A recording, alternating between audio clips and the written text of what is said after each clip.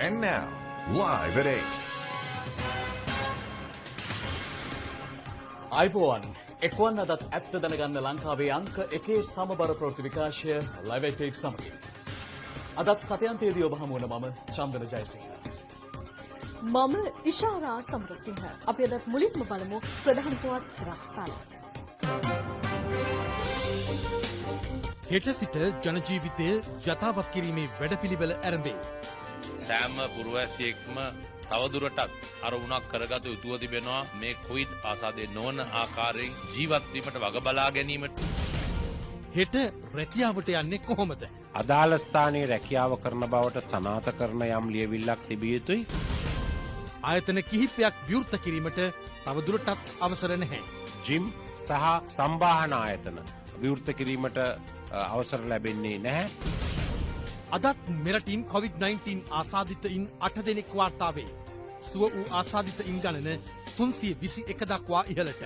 යම් ආකාරයකට රෝගීන් හමුවන්නට පුළුවන්. ඒ අවස්ථාවේදී සෞඛ්‍ය අමාත්‍යාංශය ඒ අවශ්‍ය පියවර ඉදිරියටත් ගනු ලබනවා. ඉන්දීය ගුවන් සේවයේ 7 දෙනෙකුට COVID-19. පාස්කු ඉරිදා ත්‍රස්ත ප්‍රහාරයේ තවත් සැකකරුවෙකු අත්අඩංගුවට. දිවයින පුරා සියලුම රාජ්‍ය හා පෞද්ගලික ආයතන හෙට විවෘත කිරීමට මේ වන විට සියලු කටයුතු සූදානම්ව පවතිනවා. එමෙන්ම දිස්ත්‍රික්ක 21ක් සඳහා හෙට ඇඳරි නීතිය ඉවත් කිරීමට නියමිතයි. මේ අතර COVID-19 අවදානම් දිස්ත්‍රික්ක 4හි පිහිටි ආයතන ඇඳරි නීතිය මැදේ හෙට ආරම්භ කිරීමටද සියලු කටයුතු සූදානම්. COVID-19 අධ්‍යවදානම් කලාප ලෙස නම් කර තිබූ කොළඹ කළුතර ගම්පහ සහ පුත්තනම දිස්ත්‍රික්කවලට ඇඳරි නීතිය තවදුරටත් ක්‍රියාත්මක වනවා. කෙසේ වෙතත් ඇඳරි නීතිය ක්‍රියාත්මක වන සහ නොවන සියලුම දිස්ත්‍රික්කවල රාජ්‍ය හා පෞද්ගලික ආයතන හෙට උදෑසන විවෘත කිරීමට නියමිතයි. මේ අනුව කොළඹ ගම්පහ කළුතර සහ පුත්තනම දිස්ත්‍රික්කවල රාජ්‍ය සහ පෞද්ගලික දෙයංශයේම ආයතන හෙට සිට විවෘත කෙරෙන්නේ අදාළ ආයතන ප්‍රධානීන්ගේ සැලසුම් අනුවයි. එම ආයතන විවෘත කොට පවත්වාගෙන යාමේදී COVID-19 වෛරසය පාලනයට නිර්දේශිත සෞඛ්‍ය මාර්ගෝපදේශ සම්පූර්ණයෙන්ම පිළිපැදීමට ආයතන ප්‍රධානීන් වග බලා ගත යුතු වෙනවා. දෙවයින පුරා පෞද්ගලික ආයතන විවෘත කෙරෙන්නේ උදෑසන 10ටයි. හෙට රැකියා ස්ථානවලට පැමිණෙන සේවකයින්ගේ ගමනාගමනයට දුම්රිය සහ ලංගම බස් රථ සේවා ක්‍රියාත්මක වෙනවා. දැන් අපිට සෞඛ්‍ය සේවා අධ්‍යක්ෂකතුමාගෙන් මම ඊයේ විමසීමක් කරා කොහොමද මේ කටයුතු කරන්නේ කියන එක පිළිබඳව. එතුමා කිව්වේ පොදු ප්‍රවාහන සේවය සති දෙකකටවත් නවත්තන්න කියලා. කෙසේ වෙතත් අපි මේ සතිය තුල දැනට බලාපොරොත්තුවක් නැහැ පොදු ප්‍රවාහනයට දුම්රිය හෝ බස් රථ ලබා දෙන්න. නමුත් තත්ත්වය යහපත් අතර හැරුණොත් අපි හිතනවා ලබන සතිය අපිට එතුමන්ලත් එක්ක සාකච්ඡා කරලා යම් ක්‍රියාමාර්ගයක් සීට් ගානටවත් ගෙනියන්න අවසරය ලබා ගන්න පුළුවන්කම ලැබේ කියලා. මේ අතර කොළඹ කොටුව දුම්රිය ස්ථානයට පැමිණෙන මගින්ගේ ශරීර උෂ්ණත්වය පරීක්ෂා කිරීම සඳහා උෂ්ණත්වය මැනීමේ උපකරණ දෙකක්ද දුම්රිය ස්ථානයේ සවි කර තිබෙනවා. දුම්රිය සාමාන්‍යාධිකාරීවරයා පවසන්නේ දුම්රිය ගමන් කිරීමට සුදුසුකම් ලබන සේවක සේවිකාවන්ට මේ වන විටත් ඊට දාල කෙටි පණිවිඩ යවා අවසන් බවයි. වෙන් කරලද ආසනයක් නොමැති නම් දුම්රියෙන් ගමන් කිරීමට අවකාශ නොලැබෙන බවත් එබැවින් දුම්රිය ස්ථාන වෙත පැමිණීමෙන් වළකින ලෙසත් මා ඉතා කරුණාවෙන් ඉල්ලා සිටිනවා. මෙම මගී සංඛ්‍යාව සඳහා දිවයිනේ නන්දසින් දුම්රියන් 10ක් ධාවනය කිරීම සඳහා අවශ්‍ය කටයුතු සූදානම් කර තිබෙන අතර ඒවා නම් බෙලියත්ත සිට නුවර සිට විස්සාවෙල්ල සිට මහව සිට සහ හලාවත සිටයි. එම දුම්රියන් වලින් දැනට ලියාපදිංචි වී ඇති මගීන් 2800ක ප්‍රමාණය කොළඹ වෙත ප්‍රවාහනය කිරීම කරනු ලබන අතර එලෙසම අවස් වරුවේද එම මගීන් අදාළ දුම්රිය ස්ථානය සඳහා ප්‍රවාහනය කිරීම සිදු කරනු ලබනවා. සෑම දුම්රිය මැදිරියක් සඳහාම හමුදා නිලධාරීන් මහතුන් දෙදෙනෙකු වගේ යෙදවීමටද කටයුතු කරලා ඇති අතර දුම්රිය ආරක්ෂක සේවයේ නිලධාරීන් දෙදෙනෙක් එක දුම්රියක් සඳහා යෙදවීමට කටයුතු කර තිබෙනවා. සෑම මගියෙක්ම දුම්රියට ඇතුල් වීම සඳහා මේ වගේ වර්ණ 5කින් යුත් ටෝකන් පත්‍රයක් දිනකට වර්ණයක් බැගින් ලබා දීමට අවශ්‍ය කටයුතු සූදානම් කර තිබෙනවා. ඔවුන් අපි දුම්රිය ස්ථානවලට ඇතුල් කරන්නේ විශේෂයෙන්ම මරදාන කොටුව මේ ටෝකන් පත්‍රය හඳුනා ගැනීමෙන් පසුවයි. ආයතන සේවකයින් ප්‍රවාහනය කිරීම සඳහා ලංකා ගමනාගමන මණ්ඩලයේද බස් රථ රැසක් යොදවා තිබෙනවා. ලංකාව පුරාම බස් රථ 5200ක් පමණ ධාවනය කරන්නට අපි සූදානම් කරලා තියෙනවා. 1500ක් විතර බස් රථ ධාවනය වෙන්නේ කොළඹ ගම්පහ කළුතර කියන දිස්ත්‍රික්ක තුනේ. කොළඹ දිස්ත්‍රික්කයට අනිත් දිස්ත්‍රික්කවලින් විශාල සේවක සංඛ්‍යාවක් පැමිණෙනවා.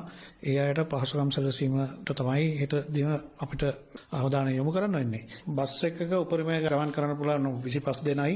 ඒ සෑම කෙනෙක්ම මුඛාවරණ වැළඳ සිටිය යුතුයි. උදේටත් හවසටත් ඊළඟට ගමන් වාර අවසන් කරලා නැවත ඩිපෝ එකට එන පසුත් නිරෝධායනය කරන්නට අපි අවශ්‍ය පහසුකම් ලබා දීලා තියෙනවා. කලින් සීසන් ගතපු අයට අපි අවස්ථාව සලසලා දීලා තියෙනවා මේ මාසේ ඒ සීසන් එක පාවිච්චි කරන්න. හෙට රාජකාරියට වාර්තා කරන සේවකයන් ප්‍රවාහන සේවාවන් තුලදී සෞඛ්‍යාරක්ෂිත ක්‍රමවේද අනුගමනය කිරීම ඉතා වැදගත් වෙනවා. දුම්රියට ගොඩවන ඔබ අනිවාර්යයෙන්ම මෙවැනි ස්ථාන පිළිබඳව විශේෂයෙන් සැලකිලිමත් වෙන්න. මෙම දුම්රිය ඔබ වෙනුවෙන්ම විෂ බීජ හරණය කරලා තිබෙන්නේ. නමුත් මෙවැනි ස්ථාන විශාල වශයෙන් මගින් ස්පර්ශ කරනවා. ඇතැම් විට COVID-19 ආසාදිතයෙක් මෙවැනි ස්ථානයක් ස්පර්ශ කරලා තිබුණොත් ඔබත් එම ස්ථානය ස්පර්ශ කරොත් ඇතැම් විට ඔබත් ආසාදිතයෙක් බවට පත් වෙන්නට බොහෝම ඉඩකඩ තිබෙනවා. දුම්රිය පිටත පමණක් නෙවෙයි දුම්රිය ඇතුළතදීත් එවැනි ස්ථාන ස්පර්ශ කිරීමෙන් වළකින්න කියන එක තමයි අපි ඔබට මතක් කර සිටින්නේ. මේ ආකාරයෙන් අංකණය කරන ලද එම දුම්රිය ආසනයේ පමණයි ඔබට ගමන් කරන්නට පුළුවන්. දෛනික රාජකාරී ක්‍රියාත්මක කිරීමත් සමග පොදු ජනතාව ක්‍රියා කළ යුතු අන්දම පිළිබඳව තවදුරටත් ජනතාව දැනුවත් කිරීමට පියවර ගන්නා බව පොලිසිය පවසනවා. ඒ ආයතනවල ප්‍රධානීන් විසින් සකස් කරපු කාලසටහනක් අනුව තුنين එකක් හෝ ඊට සරලව යම්කිසි සේවක සංඛ්‍යාවකට සීමා කරලා වෙනවා. අනිකුත් මහජනතාවට අවස්ථාව ලැබෙන්නේ දැන්ට අනුන්ලා දීලා තියෙන අර හැඳුනුම්පතේ අග ඉලක්කම් අනුව තමන්ගේ ප්‍රදේශයේ ගිහිල්ලා ඉවරලා අවශ්‍යතා සම්පූර්ණ කරගන්න පුළුවන්. මේ අනුව ඇඳරි නීතිය බලපෑවන බස්නාහිර පළාතේ සහ පුත්තලම දිස්ත්‍රික්කයේ ජනතාවට ජාතික හැඳුනුම්පත් අංකය අනුව නිවසින් බැහැරට යාමට අවසර හිමිවීමේ ක්‍රමවේදය හෙට සිට ක්‍රියාත්මකයි. ඇඳරි නීතිය ක්‍රියාත්මක ප්‍රදේශවල රාජ්‍ය හා පෞද්ගලික අංශයේ සේවය නොකරන ජනතාව නිවසින් බැහැරවීමේදී හැඳුනුම්පතේ අංක පිළිබඳ අවධානය යොමු කළ යුතු වනවා. හැඳුනුම්පතේ අවසානයේට 1 සහ 2 යන අංක හිමි අයට සඳුදා දිනේත් 3 සහ 4 අංක හිමි අයට අඟහරුවාදා දිනේත් 5 සහ 6 අංක හිමි අයට බදාදා දිනේත් අත්‍යවශ්‍ය කටයුතු සඳහා නිවසෙන් බැහැර විය හැකියි. එමෙන්ම 7 සහ 8 යන අංක හිමි අයට බ්‍රහස්පතින්දා දිනේත් අංක 9 සහ 0 හිමි අයට සිකුරාදා දිනේත් නව ක්‍රමවේදය අනුව අත්‍යවශ්‍යම කාරණයක් සඳහා නිවසින් බැහැර වීමට අවස්ථාව උදා වනවා. සතොස සභාපතිවරයා පවසන්නේ දිවයිනේ සියලුම ශාඛාවන් විවෘත කර හෙට සිට ජනතාවට හේගයකින් තොරව බහඬ ලබා දීමට පියවරගෙන ඇති බවයි. වසා දමා තිබූ කොළඹ කොටස් වෙළඳපොළද හෙට යලි විවෘත වනවා. ආගමන විගමන දෙපාර්තමේන්තුවද සාමාන්‍ය දෛනික රාජකාරී හෙට සිට ආරම්භ කරනු ඇති. සුරාබදු දෙපාර්තමේන්තුව පවසන්නේ හෙට බොහෝ ප්‍රදේශවලට ඇඳරි නීතිය ඉවත් කෙරුණද සුරාසැල් විවෘත කිරීමට මෙතෙක් අවසර ලැබී නොමැති බවයි. ඇඳරි නීතිය ඉවත් කිරීමෙන් අනතුරුව කොන්දේසි කිහිපයක් යටතේ කොණ්ඩේ කපන ස්ථාන සහ රූපලාවන්‍යාගාරද යලි විවෘත කිරීමට අවසර හිමි වනු ඇති. මේ අනුව පාරිභෝගිකයා සමග මුහුණට මුහුණ නොගැටි සේවා සැපිය හැකියි. මේ අතර දිවයින පුරා රාජ්‍ය ආයතන සහ පොදු ස්ථාන පිරිසුදු කිරීමේ වැඩසටහන් අද දිනේ පුරා ක්‍රියාත්මක කෙරුණා. බොරැල නගරයේද අද පවිත්‍රතා සහ විස බීජ හරණය සිදු කෙරුණා. කොළඹ දිස්ත්‍රික් ලේකම් කාර්යාල පරිශ්‍රයේද අද විස බීජ හරණය කළා. අප වාර්තාකරුවන් ප්‍රකාශ කළේ ප්‍රදේශ රැසක පළාත් පාලන ආයතන සෞඛ්‍ය අංශ හා එක්ව විස බීජ හරණය සහ පවිත්‍රතා සිදු කළ බවයි.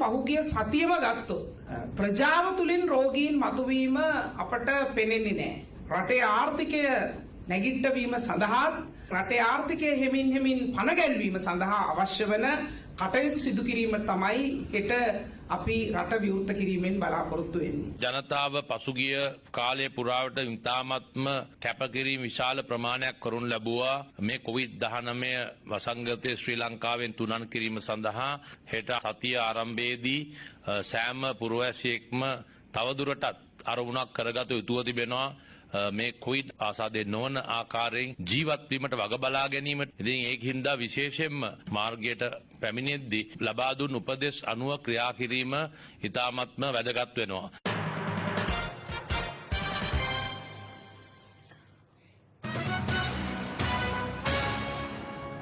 And now, breaking news. මෙන්න අප වෙත දැන් ලැබුණු ඇන්ද්‍රනීතිය පිළිබඳ නවතම නිවේදනය. කොළඹ සහ ගම්පහ දිස්ත්‍රික්ක දෙකෙහි ඇන්ද්‍රනීතිය නැවත දැනුම් දෙනතුරු දිගටම ක්‍රියාත්මකව පවතී. කළුතර පුත්තලම ඇතුළු සෙසු දිස්ත්‍රික්කවල ඇන්ද්‍රනීතිය හෙට එනම් මැයි මාස 11 වන සඳුදා සිට නැවත දැනුම් දෙනතුරු ක්‍රියාත්මක වනුයේ රාත්‍රී 8 සිට අලුයම 5 දක්වා පමණි. කොළඹ ගම්පහ දිස්ත්‍රික්කවල ඇන්ද්‍රනීතිය තිබියදී ජනජීවිතය සහ ආයතනික ක්‍රියාකාරීත්වය යථා තත්ත්වයට පත් කිරීම කලින් සැලසුම් කළ පරිදි හෙට මැයි 11 වන සඳුදා ආරම්භේ. කලින් නිකුත් කළ නිවේදනවල සඳහන් ඊට අදාළ කොන්දේසි නොයනසු පවතී. ජනාධිපති මාධ්‍යංශය වෙනුවෙන් එහි අධ්‍යක්ෂ ජෙනරාල් මොහාන් සමරනායක මහතාගේ අත්සනින් යුතුව නිකුත් කළ නිවේදනයක් ඒ.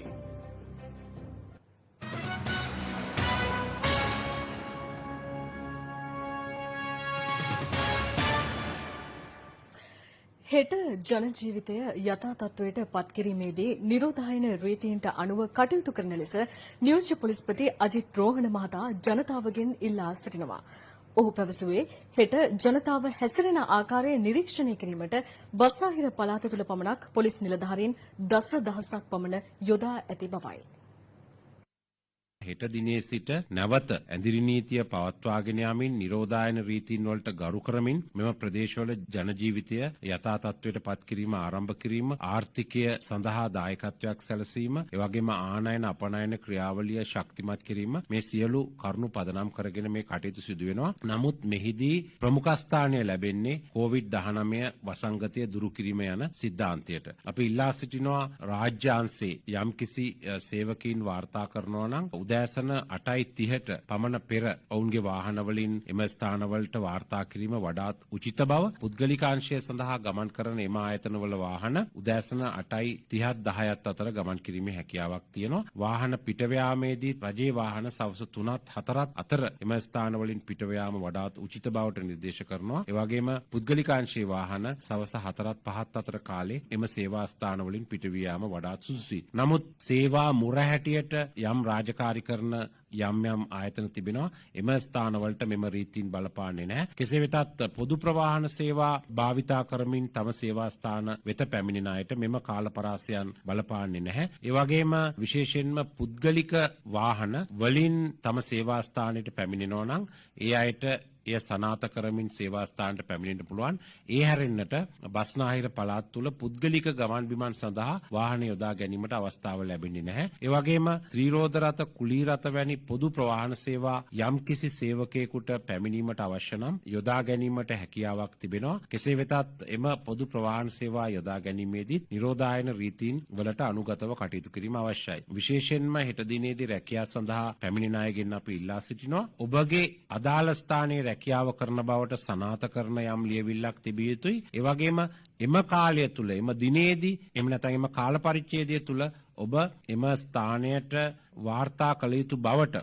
යම් ආයතන ප්‍රධානියෙකුගෙන් එහෙමත් නැත්නම් කළමනාකරුවෙකුගෙන් එහෙමත් නැත්නම් එම ස්ථානයට අදාළ අංශ ප්‍රධානියෙකුගෙන් ලියවිල්ලක් තිබිය යුතුයි. ඒ ලියවිල්ල SMS පණිවිඩයක් එහෙමත් නැත්නම් WhatsApp හෝ Viber පණිවිඩයක් නැත්නම් වෙනත් විද්‍යුත් පණිවිඩයක් වත් එය ප්‍රශ්නගත වන්නේ නැහැ. ඊට අමතරව ඉදිකිරීම් ක්ෂේත්‍රයේ කටයුතු ආරම්භ කිරීමට හැකියාව තිබෙනවා. නමුත් ඒ සඳහා නිර්ණායක නිකුත් කර තිබෙනවා. ඒ වගේම විශේෂයෙන්ම බියුටි පාලර් ඒ වගේම සැලුන් විවෘත කිරීමේ හැකියාව තිබෙනවා. ඒ සඳහා අදාළ ප්‍රදේශයේ සෞඛ්‍ය වෛද්‍ය නිලධාරීවරයා විසින් යම් ආකාරයක අවසරයක් ලබාගෙන එම නිර්ණායක වලට අනුව කටයුතු කළ යුතුයි. ඒ වගේම සුපිරි වෙළඳසැල් ඒ වගේම පාරිභෝගිකයින් වෙත වියලි ආහාර බීම වර්ග නිකුත් කිරීමේ වෙළඳසැල් විවෘත කිරීමේ හැකියාවක් පවතිනවා. ඉසු ආහාර සපයන හෝටල් හෝ එවැනි ආයතන විවෘත කිරීමට අවසර ලැබෙන්නේ නැහැ. එමෙන්ම නවාතැන් පහසුකම් සහිතව තිබෙන හෝටල් නිරෝධායන රීතීන් වලට අනුව විවෘත කිරීමේ හැකියාවක් තිබෙනවා. නමුත් එම හෝටල් වල රෙස්ටුරන්ට් නැත්තම් පිටස්තර අයට කෑම සපයන රෙස්ටුරන්ට් විවෘත කිරීමේ හැකියාවක් ලැබෙන්නේ නැහැ. ඒ වගේම විශේෂයෙන්ම නිෂ්පාදනයට සම්බන්ධ ආයතන, ඒ වගේම යම් ආකාරයක වෙනත් සේවා සපයන ආයතන විවෘත කිරීමේ හැකියාවක් තියෙනවා. සාමාන්‍ය වෙළඳසැල් විවෘත කිරීමේ හැකියාවක් තිබෙනවා. ඒ වෙළඳසැල් මේ සියල්ල විවෘත කිරීමෙන් පසුව එම වෙළඳසැල් තුල සමාජ දුරස්ථභාවය පවත්වාගෙන යාමට කටයුතු කරන්න වග බලාගත යුතුයි. යම් ස්ථානයක සේවා ස්ථානයට ඇතුළු වෙන්නේ නැතුව පොලිමක සිට යම් සේවය සපයන ආයතන තිබේ නම් විශේෂයෙන්ම බිල් ගෙවීම එමත් නැත්නම් වෙනත් භාණ්ඩ මිලදී ගැනීම වැනි ආයතන තිබෙනවා නම් එවැනි අවස්ථාවකදී එම ආයතනවල ප්‍රධානීන් ඒ වගේම ආරක්ෂක සේවා විසින් එම පොලිම පවත්වාගෙන යා යුතු ආකාරය පුද්ගලයන් සිටිය යුතු ස්ථානීය පිළිබඳව ලකුණු කර තැබිය යුතුයි එම ආයතනයේ ඉදිරිපිට යම් ආකාරයක සැලැස්මක්. ඒ වගේම විවෘත කරන සෑම වෙළඳසැලකම ආයතනයකම ජනතාවට අත්පිරිසිදු කර ගැනීමට අවශ්‍ය පහසුකම් සලසා තිබිය යුතුයි. ඒ සඳහා උපක්‍රම තිබිය යුතුයි. එමෙන්ම අපි විශේෂයෙන්ම සඳහන් කරන්න ඕනේ සතිපොළ, දිනපොළ, ඒ වගේම සමූහ වශයෙන් ඒකරාශි වී යම් ආකාරයක වෙළඳාම් කටයුතු බාහිර වශයෙන් සිදු කරන ස්ථාන ආරම්භ කිරීමට අවසර ලැබෙන්නේ නැහැ. ඒ වගේම කාය වර්ධනාගාර, ෆිට්නස් සෙන්ටර්ස්, ජිම් සහ සම්බාහන ආයතන විවෘත කිරීමට අවසර ලැබෙන්නේ නැහැ. ඒ වගේම සමාජ ශාලා විවෘත කිරීමට අවකාශ ලැබෙන්නේ නැහැ. අපි හෙට දිනේදී බස්නාහිර පළාත තුල පමණක් දසදහසකට ආසන්න සංඛ්‍යාවක් පොලිස් නිලධාරීන් නිල ඇඳුමින් මෙන්ම සිවිල් ඇඳුමින් මේ කටයුතු අධීක්ෂණය කිරීමට යොදවා තිබෙනවා. ඒ අනුව හෙට දිනේ පැමිණීමට හැකියාව ලැබෙන්නේ රාජකාරී සඳහා පැමිණෙන අයට පමණයි. යම් කෙනෙකුට හෝ දෙදෙනෙකුට Taman හුදෙකලාව පවත්වාගෙන යන ව්‍යාපාරයක් ව්‍යාපාරික ස්ථානයක් වුණත් ඒ සඳහා පැමිණීමට හෙට හැකියාව තිබෙනවා. නමුත් ඒ හැකියාව ලැබෙන්නේ ඔවුන් ඒ පිළිබඳව සනාථ කිරීමේ ලියවිල්ලක් ඉදිරිපත් කිරීමෙන් පසුයි. සෑම විටම යම් යම් ආයතනවල ඒ වගේම පුද්ගලික රජයේ ආයතනවල උෂ්ණත්වය පරීක්ෂා කිරීමට පියවර ගතහොත් ඒ ඉතාමත් උචිත වෙනවා තම සේවකයින්ගේ උෂ්ණත්වය දිනකට අවස්ථා කිහිපයක්. ඒ වගේම මෙම ආයතනවල පොදුවේ පරිහරණය කරන යම් යම් දෑ තිබේ නම් ඒවා පොදුවේ පරිහරණය කිරීම නැවැත්වීමට අදාළ කළමනාකරුවන් බලධාරීන් පියවර ගත යුතුයි. ඒ සඳහා වෙනත් පියවරක් අනුගමනය කළ යුතුයි. පුද්ගලික වෛද්‍ය මධ්‍යස්ථාන විවෘත කිරීමේදී විශේෂයෙන්ම සෞඛ්‍ය වෛද්‍ය නිලධාරීන්ට දන්වා සෞඛ්‍ය සේවා අධ්‍යක්ෂ ජනරාල්වරයා විසින් ලබා දී ඇති නිර්ණායක අනුව කටයුතු කිරීම සිදු විය යුතු වෙනවා. හෙට සිට රට සාමාන්‍ය තත්ත්වයට පත් කිරීමේ ක්‍රියාවලියේදී COVID-19 වෛරසය පාලනය කර ගැනීම සඳහා ජනතාවගේ සහාය පෙර ලෙසම හිමි විය යුතු බව අග්‍රාමාත්‍ය මහින්ද රාජපක්ෂ මහතා අවධාරණය කරනවා. විශේෂ නිවේදනයක් නිකුත් කරමින් අග්‍රාමාත්‍යවරයා ඒ බව ප්‍රකාශ කළා. මුල් අවස්ථාවේ සිටම රෝගීන් ඇසුරු කළ පුද්ගලයන් සොයා ගොස් ත්‍රිවිධ හමුදාව සහ පොලිසිය ඔවුන් නිරෝධායනය කිරීම හේතුවෙන් COVID-19 වෛරසය පාලනය කිරීමට හැකි වූ බව මහින්ද රාජපක්ෂ මහතා පවසනවා. රෝගීන් ඇසුරු කර පුද්ගලයන් නිශ්චිතව හඳුනාගත් බුද්ධ්‍යංශ ඇතුළු ජනතාව මෙහෙයවීමේ වගකීම දරූ ත්‍රිවිධ හමුදාව පොලිසිය සහ මහජන සෞඛ්‍ය පරීක්ෂකවරුන් ඇතුළු සැමගේ දායකත්වය අග්‍රාමාත්‍යවරයා පැසසීමට ලක් කරනවා. එමෙන්ම රෝගය පාලනය පිළිබඳ ශ්‍රී ලංකාව ඉදිරියෙන්ම සිටින රටක් බවට පත්වෙද්දී ඒ වෙනුවෙන් අප්‍රමාණ කැපවීමක් කළ වෛද්‍යවරුන් හෙදියන් ඇතුළු සෞඛ්‍යංශවල කාර්යභාරය මහින්ද රාජපක්ෂ මහතා ඇගීමට ලක් කළා. මේ අතර අග්‍රාමාත්‍යවරයා විශ්වාස කරන්නේ හෙට සිට රට නැවත යථා තත්ත්වයට පත් කිරීමේදී මීට පෙර හැසිරුණු ආකාරයෙන්ම කල්පනාකාරීව සහ සෞඛ්‍යංශ උපදෙස් පිළිපදමින් ජනතාව කටයුතු කරනු ඇති බවයි. එසේම ඉදිරියේදීත් PCR පරීක්ෂණ කරන අතරේ නිරෝධායන මධ්‍යස්ථාන පවත්වාගෙන යනු ඇති බවද අග්‍රාමාත්‍යවරයා පවසනවා. ඔහු අවධාරණය කරන්නේ අවශ්‍ය හොත් ඉදිරියටත් යම් ප්‍රදේශයක් හොදකලා කිරීම හෝ ඇඳරි නීතිය පැනවීමටද ඉඩ ඇති බවයි. COVID-19 මරණ දසදහස් ගණනින් වාර්තා වූ දියුණු රටවල් පවා සාමාන්‍ය ජනජීවිතය යථාවත් කිරීම ආරම්භ කර ඇති මොහොතේ ඉදිරියටත් වෛරසය පාලනය කර ගැනීම සඳහා සෞඛ්‍යංශවලටත් ත්‍රිවිධ හමුදාව සහ පොලිසියටත් ජනතා සහාය ලැබෙන ඇති බව අග්‍රාමාත්‍ය මහින්ද රාජපක්ෂ මහතා අපේක්ෂා කරනවා. COVID-19 වෛරසය මර්ධනය සඳහා එක්සත් ජාතික පක්ෂය දේශපාලන වාසිවලින් තොරව රජයට සහාය ලබා දෙන බව පක්ෂ නායක රනිල් වික්‍රමසිංහ මහතා පවසනවා. ඔහු පෙන්වා දෙන්නේ රජයද ඒ අයුරින් කටයුතු කළහොත් අර්බුදය ලිහිල් කරගත හැකි බවයි. අපේ රටේ දැන් ක්‍රමක්‍රමයෙන් මේ දුරස්ථභාවය අඩු කරමින් යනවා. නමුත් එසේ කළ යුත්තේ වෛද්‍ය සංගම් සමිති උපදෙස් අනුව බව මම අවධාරණය කරන්නට කැමතියි. ඒ වගේම මේ ක්‍රියාවලිය කළ යුත්තේ දවසකට සිදු කරන පරීක්ෂණ ගණන වැඩි කිරීමට අනුරූපවයි. පරීක්ෂණ වැඩ නොකර දුරස්ථභාවය අඩු කළහොත් සිතනවට වඩා අර්බුදකාරී තත්ත්වයක් ඇතිවෙන්න පුළුවන්.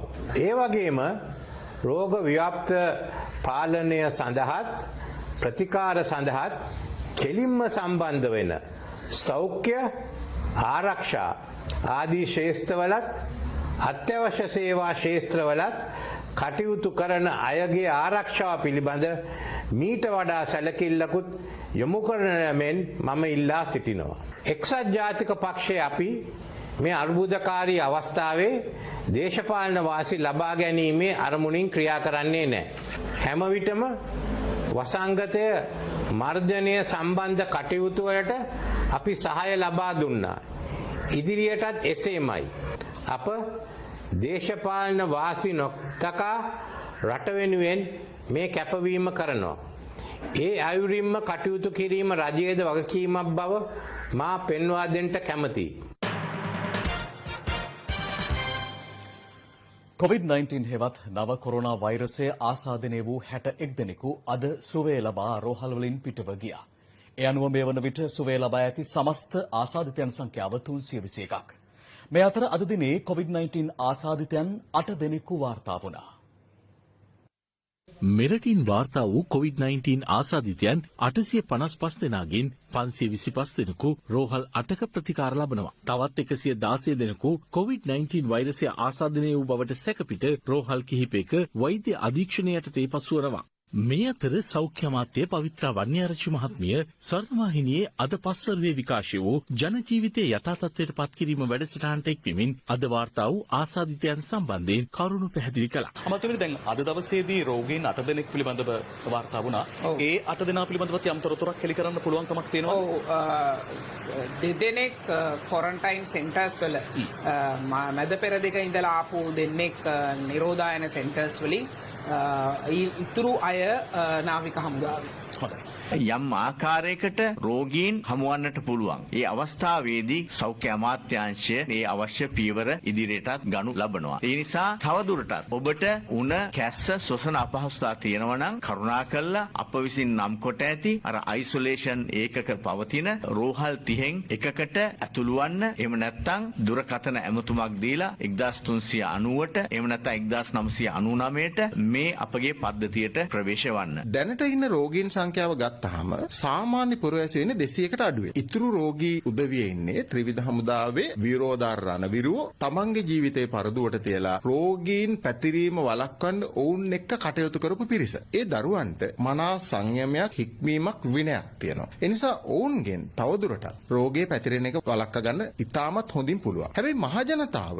මේ විදිහම විනයක් හික්මීමක් සංයමයක් නැතුව කටයුතු කරොත් මේ ඉන්න රෝගීන් 200 කළමනාකරණය කරගත්තත් රෝග ලක්ෂණ නැතුව රෝගේ පතුරවන්න පුළුවන් පිරිස ලොකු විනාශයක් රටට අනාගතේ කරන්න ඉඩ තියෙනවා. ඒ සඳහා ක්‍රමවේද නිවැරදිව අනුගමනය කිරීම තුළින් අපි එකිනෙකා පෞද්ගලිකව තමන්ට රෝගේ වැළඳ ගන්න නැතුව ඉන්න එක තමයි මේ වෙලාවේ කළ යුතු හොඳම දේ.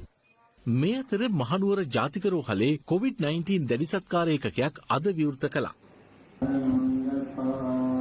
සෞඛ්‍ය අමාත්‍යංශයේ ප්‍රතිපාදන මත රෝහලේ ගොඩනැගිල්ලක් ප්‍රතිසංස්කරණය කර මෙම දැඩි සත්කාර ඒකකයේ ඉදිකලේ යුද හමුදාවයි.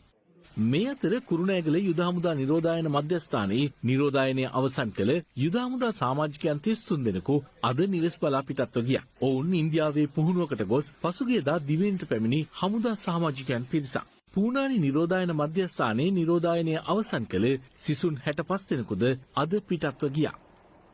ඉන්දියාවේ මුම්බාහි විශ්වවිද්‍යාලයක ඉගෙනුම ලැබූ මෙම සිසුන් පිරිසද මෙරටට ගෙන්වාගෙන ඇත්තේ පසුගිය 25 වෙනිදායි. මේ අතර COVID-19 වෛරසය හේතුවෙන් ඕස්ට්‍රේලියාවේ මෙල්බන් නගරයේ සිරවී සිටි ලාංකිකයන් 274 දෙනෙකු විශේෂ ගුවන් යානයකින් අද දිවයිනට පැමිණියා. ඔවුන් විස බීජ හරණය කිරීමෙන් අනතුරුව කන්දකාඩු, මීගමුව, දියගම සහ වස්කඩුව නිරෝධායන මධ්‍යස්ථාන වෙත යොමු කෙරුණා. මේ අතර මලයාසියාවේ සිරවී සිටි ශ්‍රී ලාංකිකයන් 178 දෙනෙකුට අද පස්වරුවේ විශේෂ ගුවන් යානයකින් දිවයිනට පැමිණියා. ඔවුන් සියලු දෙනාම ශ්‍රී ලංකා යුද හමුදාව යටතේ නිරෝධායන කිරීමට කටයුතු කරනු ලැබුවා. ගල්නෑව රජයේ රෝහලේ සෞඛ්‍ය කාර්ය මණ්ඩලය සහ නේවාසික රෝගීන්ගේ මානසික සුවය වෙනුවෙන් විශේෂ සංගීත ප්‍රසංගයක් ඊයේ පැවැත්වුණා.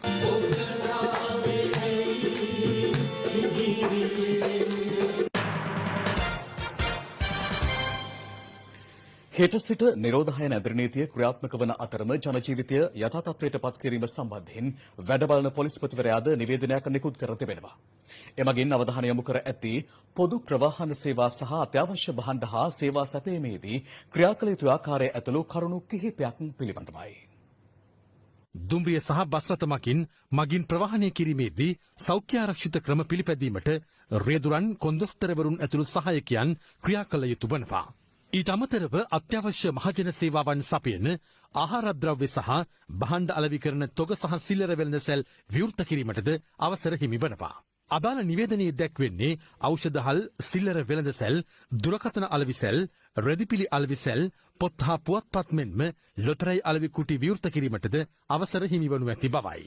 මේ අතර ත්‍රිරෝධ රථවල උපරිම ගමන් කළ හැකි වන්නේ රියදුරු හැර වැඩිහිටි පුද්ගලයන් 2 දෙනෙකුට පමණක් වන අතර කුලී මෝටර් රථ සඳහාද අවසර ලබා දී තිබෙනවා. එම කුලී මෝටර් රථවල ගමන් කිරීමට අවසර හිමි වන්නේ රියදුරු හැර වැඩිහිටියන් 30 දෙනෙකුට පමණයි. ඒ සඳහාද සෞඛ්‍ය ආරක්ෂිත ක්‍රමවේද අනුගමනය කළ යුතු වෙනවා.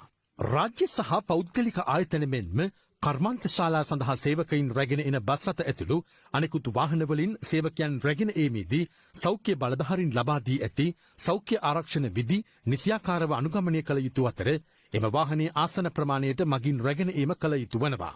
එසේම ආර්ථික මධ්‍යස්ථාන ඇතුළු කොළඹ මැනින් වෙළඳපළ ආදී තොග වෙළඳාම් සඳහා අදාළ මධ්‍යස්ථාන පවත්වාගෙන යාමට නිරෝධායන රීතීන්ට අනුව සහ සෞඛ්‍ය ආරක්ෂණ ක්‍රමවේද අනුගමනය කිරීමට යටත්ව අවසර හිමිවන බවත් පොලිස් මූලස්ථානයේ නිකුත් කළ නිවේදනයේ වැඩිදුරටත් සඳහන් වුණා. අම්මා ඊට අකුරු 3යි. නමුත් එය මිල කළ නොහැකි වචනයක්. ඇය ආදරේ උල්පතයි. ගෙදර බුදුන් වූ අම්මාගේ ගුණ සුවඳ කියවෙන දවස අද. ඒත් මේ කතාව ඇහුවම එහෙම කියන්න පුළුවන්ද? මේ සුභද්‍රා එදිරිසිංහ අම්මා. දරුවන් 5 දෙනෙක් වැදූ මවක්. දැන් අවුරුදු 77ක්. ඒත් අද ජීවිතයේ තනි වූ ගැහැණියක්. දරුමුණු පුරන්ගේ සුවය ආදරය විඳින්න තියෙන කාලෙක ඒ කිසිවක් නැතිව තනි වූ ගැහැණියක් ලෙස අද ඇය මහලු නිවාසයකට කොටු වෙලා. ඒ කාගේ වරදින්ද? මගේ දරුවෝ මං ඒගොල්ලෝ වෙනුවෙන් විඳ දුකට ඒගොල්ලෝ මම බලා ගන්නවා. ඒගොල්ලෝ ඒව ගණන් ගන්න ඒගොල්ලෝගේ දානලාගේ කින් අහගෙන තමයි ඉන්නේ. ඒක දුන්නේ මුගේ කොට ඉන්නවා. බලන්නවත් එන්න ලැජ්ජයිද? මොකද්ද පුතේ ලැජ්ජ? ඒ නපුරු ලෝකයෙන් ඇය මිදී මහලු නිවාසයකට ආවා. ගෙවන හැම තත්පරයකදීම ඇය සොයන්නේ දරුවන්ගේ ආදරය. ඒත් හිතේ තියෙන ඒ දුක හැම දිනයකම බුදුහාමුදුරුවෝ ළඟට ඇවිත් කියන පුරුද්දක් සුභද්‍ර අම්මට තියෙනවා.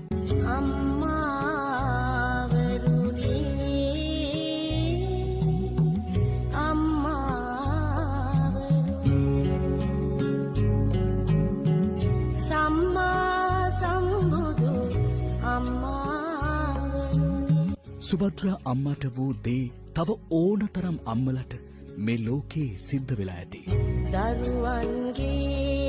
අපේ හාමුදුරුවෝ කියලා දෙන්නේ අම්මගේ ගුණ සුවඳ එහෙම නොදැනෙන හිත්වලට. අපේ අම්මා බුදු වුණේ නැති වුණාට රහත් වුණේ නැති වුණාට බුද්ධෝ විය මාතා මාතා විය බුද්ධෝ. අම්මා බුදුරජාණන් වහන්සේ හා සමානයි. බුදුරජාණන් වහන්සේ අම්මා හා සමානයි යනුවෙන් අපේ සංස්කෘතිය තුළ අපේ හදවතේ තැන්පත් වෙලා තියෙනවා. ජීවිතයෙන් ජීවිතයක් ලැබුණ නම් ඒ ගුණබර අම්මා කෙනෙක් නිසා. මේ නිසා අම්මා පුබ්බදේව පූර්ව දෙවියන් අපේ ජීවිතේ. සුභද්‍රා අම්මා අදටත් ඉල්ලන්නේ එකම එක දෙයයි. මං කියන්නේ මාව ඇවිල්ලා බලලා යන්න කියලා වෙන මොකුත් නෙවෙයි. ඉතින් මගේ අඩුපාඩුවක්වත් බලන්න කෙනෙක් නැහැනේ. සුභද්‍රා අම්මගේ හිතේ හිරවුණු දහසක් සිතුවිලි මේ විදිහට වචනවලට ගොනු කරන්න කියලා ඇය ඉල්ලීමක් කළා. අනේ පුතේ, අනේ දුවේ, ඔයගොල්ලෝ දන්නවනම් මගේ හිතේ තියෙන දුක කවදාවත් මම හිතුවේ නෑ මගේ දරුවන්ට මාව අමතක වෙයි කියලා. ඔයාලත් එක්ක මං කවදාවත් තරහ නෑ. මේ අම්මා ඔයාලට හැමදාම ආදරේ. මගේ ඇස් දෙක පිය වෙන්න කලින් මාව බලලා යන්න එන්න දරුවනේ.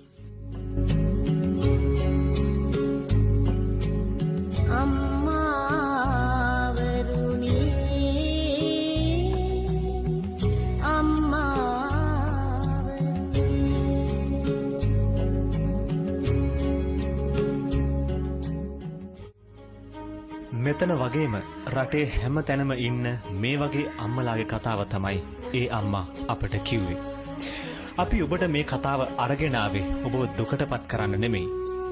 ආයෙත් අම්මලාට මේ වගේ දේවල් වෙන්න ඉඩ නොතියන්න.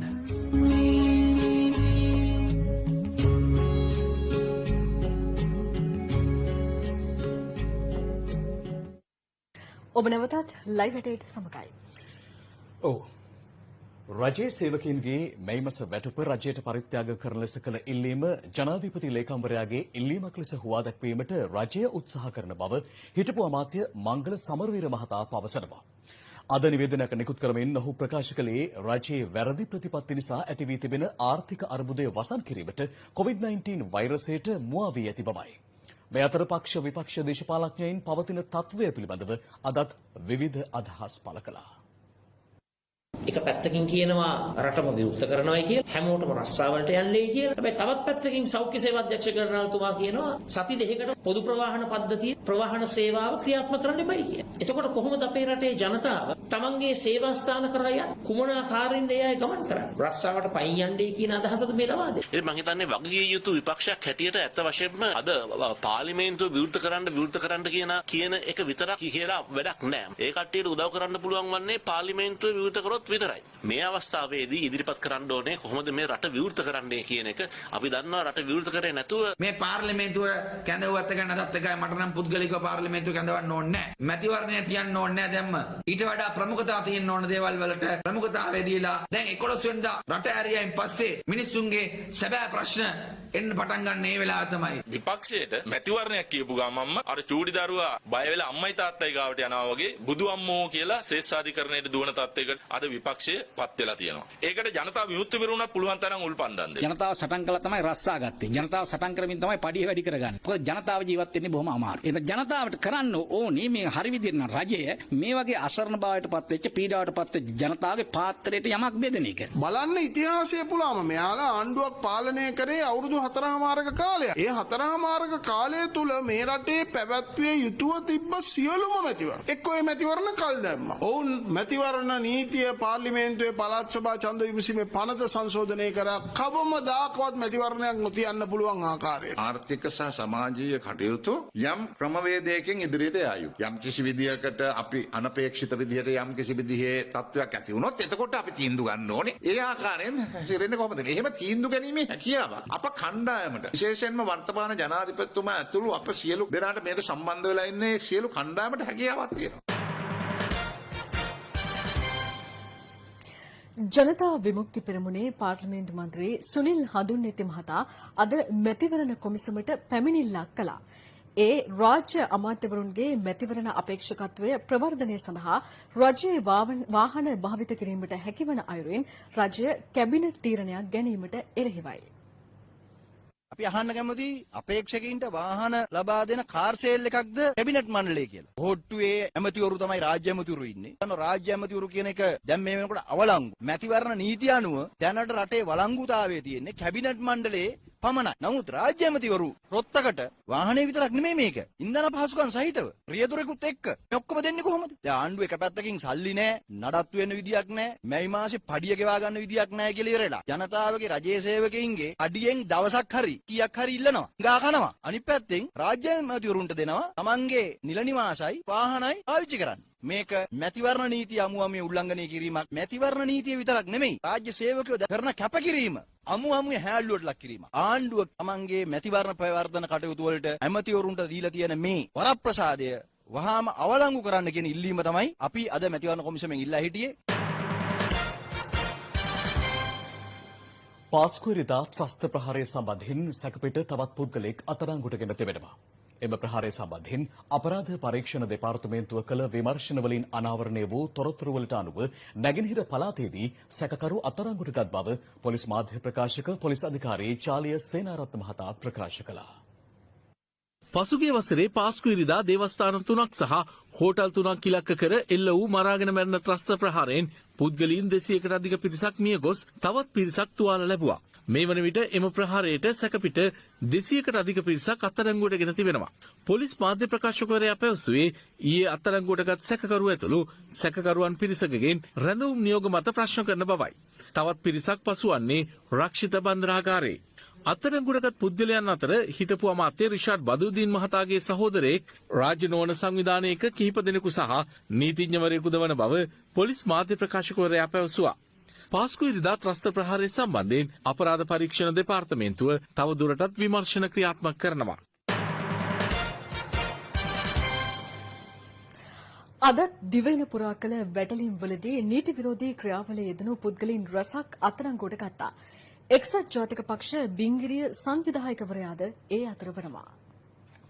ඇඳිරි නීතිය පැවති කාලය තුළ මැතිවරණ ප්‍රචාරක කටයුතු වල නිරත වූ බිංගිරිය එක්සත් ජාතික පක්ෂ සංවිධායකවරයා ගැටුලාභ ප්‍රදේශයේදී අත්අඩංගුවට ගෙන තිබෙනවා. අද හෙට්ටිපොළ මහේස්ත්‍රාත් අධිකරණයට ඉදිරිපත් කළ ඔහු රුපියල් ලක්ෂය බැගින් වූ ශරීර ඇප දෙකක් මත මුදා හැරුණා.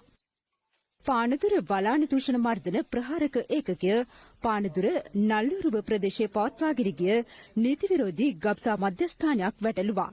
එහිදී අත්අඩංගුවටගත් වෛද්‍යවරයාගෙන් ලැබුණු තොරතුරු මත ඔහුගේ නිවසේ තිබී ගල්කට ස්වර්ගයේ ගිනි අවියක්, ජීව උණ්ඩ 21ක් සහ ගබ්සා සඳහා යොදා ගන්නා බවට සැක කෙරෙන පෙති තොගයක් සොයාගත්තා. එම නිවසේ සිටි කාන්තාවක්ද අත්අඩංගුවට ගෙන තිබෙනවා. මාවතගම මඩව ග්‍රාමයේ නිවසක් අසල හෙරොමින් පානය කරමින් සිටි දෙදෙනෙකු හෙරොමින් සමග අත්අඩංගුවට ගෙන තිබෙනවා. රුපියල් ලක්ෂ 2.5ක් පමණ වටිනා නානකාමර කට්ටල කුඩු පැකට් 2කට අලෙවි කළ සැකකරුවන් දෙදෙනෙකු අත්අඩංගුවට ගත්තා. ඔවුන් දඹුල්ල කණ්ඩලම ප්‍රදේශයේ නිවසක නානකාමරයක තිබූ නවීන පන්නේ නානකාමර කට්ටල සොරාගෙන අලෙවි කොට තිබුණා. මේ අතර ඉපලෝගම ප්‍රදේශයේ ගඩොල් පෝරණුවක් තුළ කරගෙන ගිය තවත් නීති විරෝධී මත්පැන් ජාවාරමක් වැටලූ සුරාපත දෙපාර්තමේන්තුවේ අනුරාධපුර විශේෂ මෙහෙයුම් ඒකකය සැකකරුවෙකු අත්අඩංගුවට ගත්තා. රුග්ගහ තොටුපළ බෝල්ගොඩ රක්ෂිතේ නීති විරෝධීව මත්පැන් නිෂ්පාදනය කළ දෙදෙනෙකු අත්අඩංගුවට ගැනීමට පානදුර කොට්ටාස දූෂණ මර්දන ඒකකයේ නිලධාරීන් සමත් වුණා. මේ අතර එම ඒකකයේ නිලධාරීන් මතුගම සහ වැලිපැන්න ප්‍රදේශවල කළ තවත් වැටලීම්වලදී නීති විරෝධී මත්පැන් නිෂ්පාදනය කළ කාන්තාවන් දෙදෙනෙකු ඇතුළු තිදෙනෙකු අත්අඩංගුවට ගෙන තිබෙනවා. ජායල ඒකල ප්‍රදේශයේ දෙමහල් කුලී නිවසක් පවත්වාගෙන ගිය නීති විරෝධී මත්පැන් නිෂ්පාදනාගාරයක් වටලා සැකකරුවන් දෙදෙනෙකු අද අත්අඩංගුවට ගත්තා.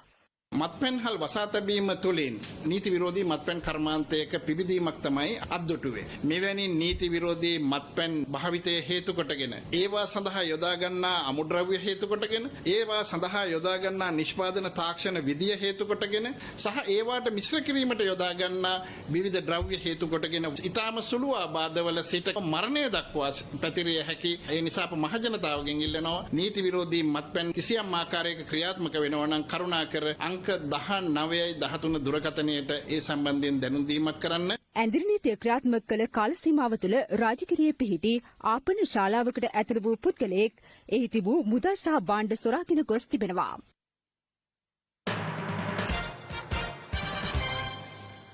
දිවයිනේ බොහෝ ප්‍රදේශවලට රාත්‍රී කාලයේදී වැසි හෝ ගෙගුරුම් සහිත වැසි ඇතිවන බව කාලගුණ විද්‍යා දෙපාර්තමේන්තුව නිවේදනය කළා. ඒ අනුව සබරගමුව, ඕව, මධ්‍යම, උතුරු මැද සහ දකුණු පළාත්වලත් කළුතර දිස්ත්‍රික්කයේ ඇතැම් ස්ථානවලට මිලිමීටර 100ක පමණ තද වැසි ඇතිවිය හැකියි.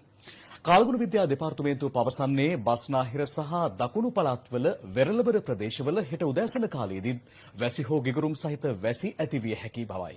මේ අතර අද පස්වරුවේ ඇදහැළුණු අධික වැසි හේතුවෙන් මහනුවර නගරයේ ජලයෙන් යට වුණා.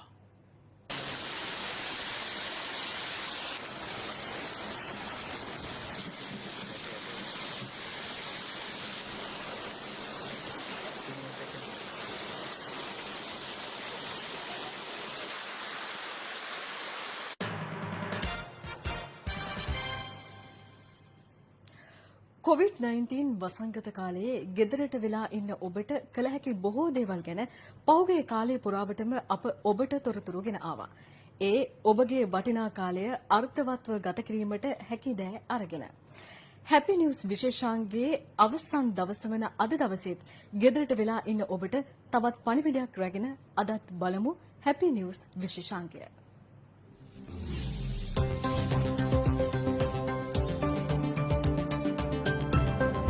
COVID-19 කොරෝනා වෛරසය මේ වෙනකොට මේ මුළු ලෝකෙම වෙසෙන සියලුම ජනතාව ලොකු බියකට පත් කරලා තියෙනවා. මම හිතන්නේ මේ මුළු ලෝකෙටම මේ කාලය ලොකු අභියෝගාත්මක කාලයක්. ඉතින් අපේ රටේ සෞඛ්‍ය ආරක්ෂක අංශයන්ගේ අවදාන පිළිපදමින් මමත් මගේ පවුලේ අයත් ගෙදරටම වෙලා ඉන්නවා. මම හිතන්නේ අපි හැමෝටම ලොකු කාලයක් ලැබිලා තියෙනවා. ඒ කාලයෙන් මම හිතන්නේ අපි උපරිම ප්‍රයෝජනය ගන්න ඕනේ.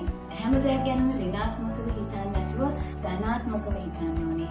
මේ අභියෝගය ගැනත් සුභවාදී විදිහට හිතුවොත් මම හිතන්නේ අපිට මේ අභියෝගයේ රටක් ජාතියක් හැටියට ජය ගන්න පුළුවන්.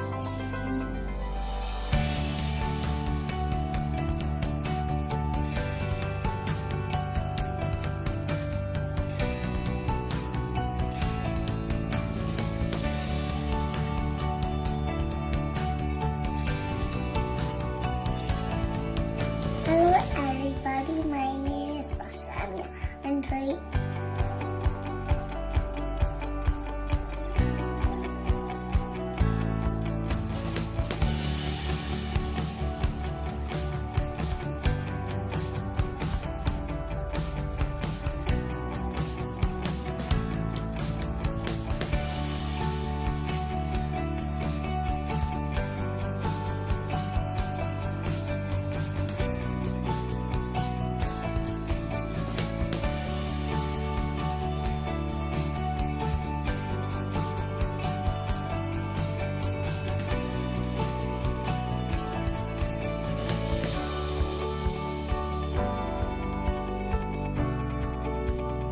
එහෙනම් දැන් තමයි අපිට තියෙන කාලේ ඇතුළාන්තෙට හිඳා බහැලා බලන්න.